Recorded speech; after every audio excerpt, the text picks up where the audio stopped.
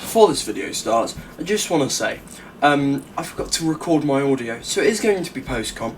Live-com will be back though. Make sure if you do like the video, to like and subscribe, and let's get into this new journey with Birmingham City.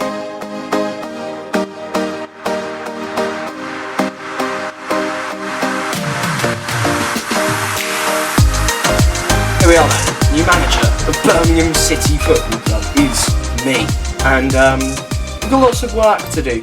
A club who haven't actually been out of this league for the last 10 years. Since 2016, they haven't been in the top half of the league. They've been struggling at the bottom of the league, which is crazy for a team that are based in one of the UK's biggest cities. Of course, they won the Carabao Cup back in 2011, but they also got relegated that season. They had to play Europa League football in the Championship. Their owner is also looking to sell, as shown here. So, money-wise, not much. The debt is huge, though. £84 million of debt remaining, and we've got to clear it off in the next 10 years. It's going to be pretty difficult, I think, but we'll give it our best shot. We also don't have many staff. When I joined, we had 2 assistant managers and 1 coach. Not ideal. We also don't have any scouts, so yeah, I've already looked at bringing people in. Frank is quite good though, so we believe in Frank. Frank is our guy, with 17 judging player ability, 19 judging player potential. He's pretty good. So I'm about to show you the highlights from this Stoke game, and yeah, let's get into that now. The game started with Ruddy playing the ball up long, and it was all the way through to Hogan. He was one-on-one, but it was cleared away. However, they didn't get it away all that far, as Fox would pick up the ball and take on a few defenders, but Chong did well before Long would play it back up long for Deeney to head on to Hogan, who was in behind one-on-one again, but put it over this time. And not the way he would have wanted to perhaps start the season. But Hannibal here on the 45th minute did well to get away from his markers, and here is Acuna. It was good ball over the top by Bielek. As Hogan played the ball into the box, Deeney headed it against the bar, and it was put out for a corner. And that was the end of the first half. Gale would then strike and hit the bar for Stoke at the start of the second half, before Hannibal would do exactly the same for us. But then the first chance at goal would come in the second half, as Hogan would get the ball from Deeney. He would make a nice run once again, as Colin would receive the ball and they'd play it into Chong, who played Colin in down this right hand side. Colin, good ball across, and Deeney would make the header and make it go across the line to make it 1-0, 56 minutes in. And the second goal would come not too long after. An audacious pass by Deeney over the top. Hogan went past his marker and smashed it into the net. The goalkeeper had no chance at saving that, as it was 2-0 with 65 minutes played. We also made some changes in this game after this goal from Deeney. Brilliant finish into the top left hand corner, because Joe Bellingham would be coming on, Jude Bellingham's younger brother. But before that, there was a header by Wilmot just over the bar, and he would have another chance here, Ben Wilmot, the centre half, coming forward, and he would take the strike from just outside the area. Ruddy made the easy save there. But here is Joe Bellingham bursting forward. He found Hogan. As he looked to turn, he was tackled, but Joe Bellingham continued on. Joe Bellingham then played through Hogan, and it's a great strike into the bottom right hand corner, and it's a brilliant goal from both of them. And that saw us with a 4-0 win, a brilliant result at home in the Championship. Right, well, that was a good game, good 4-0 win, and the player that really impressed me was Troy Deeney. He was very, very impressive in that game. And Colin was good as well. We've offered both of them new contracts. And yeah, so the next game that we're going to play is the last game of the season, Sheffield United. So let's get to that right now. Well, here we are then, final day of the season. We've got Sheffield United, so let's get into this. As you can see, Sheffield United on the final day. It hasn't been great since our 4-0 win, I've got to be honest. A 1-0 win against Sunderland. Were we the better side?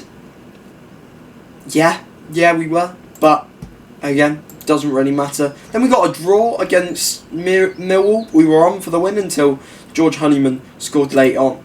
Then we lost to Blackpool. Again, we had more shots, more XG. Just didn't get the win.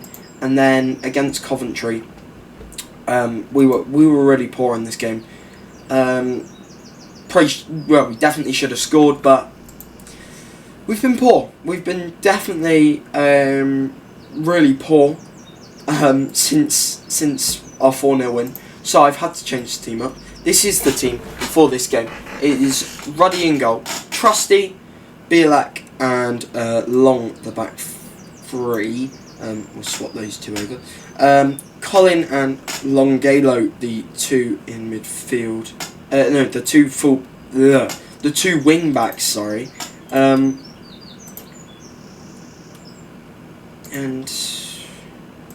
what we're gonna do here, I think we'll do that.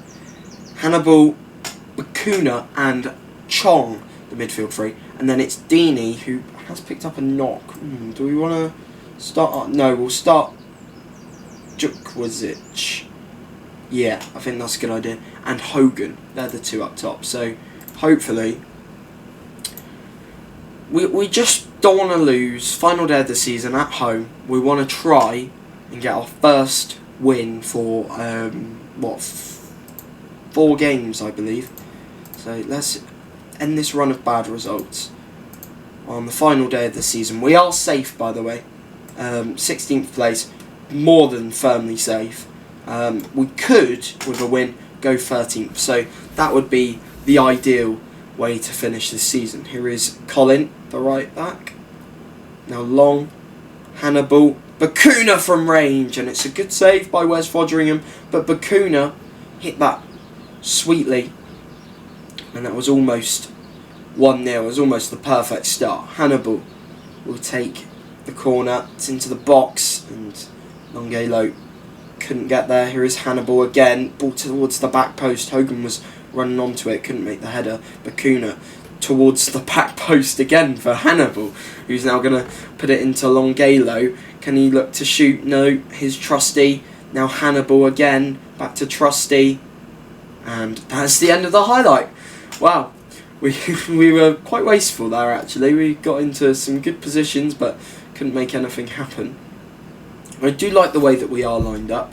I like having this 5 across the midfield, 3 at the back. You know, we are outnumbering them in this game going forward. However, Brewster has been given so much space here, and Ryan Brewster's in and scores, and it's terrible defending. Yeah, that was dreadful defending, really. Brewster he had so much space. I don't know really how. I mean, Bielak's right on him. Gives him so much space there. Trusty gave him space, and yeah, terrible defending. Really, really poor defending. I think we need to tightly mark both of them. We can't just tightly mark one of them, because otherwise the other players are going to get drawn as well. So we'll go down, as has become usual for us. Really, not a good start. Not a good start at all. It is going to be 1-0 Sheffield United as we go in at half time. We've been the better side, but we just don't hit the target. It's terrible. Our shooting accuracy is horrendous this season. I just want to see us score. If we score a goal, a good goal, then that will be something to celebrate. We are going to also bring on Job Bellingham Because why not? Because why not, indeed. We'll do that. We'll see what we can do. Second half, Deeney on as well. So, with full strength up top, I mean, nothing's happening though. Absolutely nothing. We'll go more direct, maybe higher tempo as well.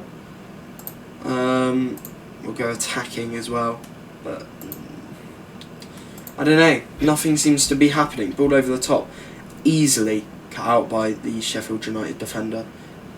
And here is Lowe. Colin, good tackle. Now, obviously, we do have to remember Sheffield United are towards the top of the league. They have actually been promoted. What a pass that is by O'Connell, and now Ndai. I thought that was in. He went to chip the goalkeeper, and Ruddy was way off his line, and that was very, very close to being an absolutely amazing goal. But yeah, Sheffield United, very, very good side. We do have to remember that. However, we've outclassed them today. We've been much the better side, but we can't hit the target. We don't know how to shoot, which is frustrating, really frustrating. Terrible performance, because you can have 13 shots, but if only 2 are on target, you've got no chance at winning the game. You know, we didn't have any clear-cut chances. We didn't have any half chances. Really poor performance. To have 13 shots and only 2 on target is not good. Not good at all. But we end the season in 16th, where we took over, 8 points above the relegation zone.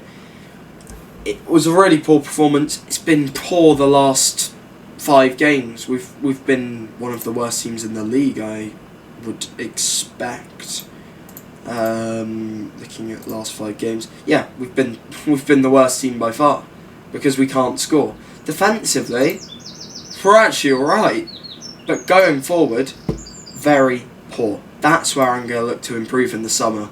The next video will be a transfer video, just getting through the summer, and the video after that, we're getting into next season. So that is the end of season number 1 as a Birmingham City manager. I know it's only the first episode, I get that, but we've gone through the sort of the end of this in real life campaign. So thank you guys for watching. I hope you enjoyed the first episode. If you've watched till the end, I'm sure you have liked the video. So subscribe to the channel, like it as well, this video, and I will see you for the next one. Goodbye.